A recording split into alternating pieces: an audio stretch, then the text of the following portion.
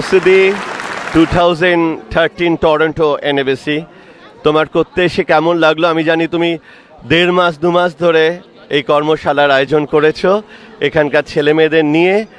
তোমার কেমন লাগলো? তোমার আফটার প্রোগ্রাম কি রিপারকাশন?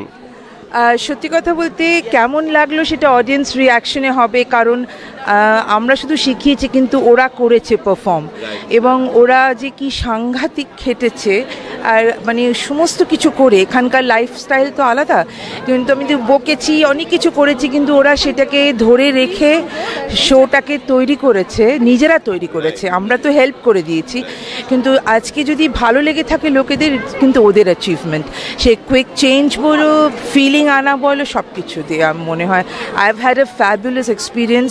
প্রচুর নতুন লোকেদের সঙ্গে আলাপ হয়েছে, প্রচুর বন্ধু হয়েছে, আর এই ছেলেমেয়েরা just total adoration for them.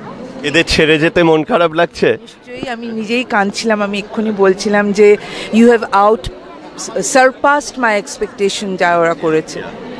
সে তো দর্শকের রেসপন্স দেখেই বোঝা যাচ্ছে কি অসাধারণ পারফরমেন্স হয়েছে।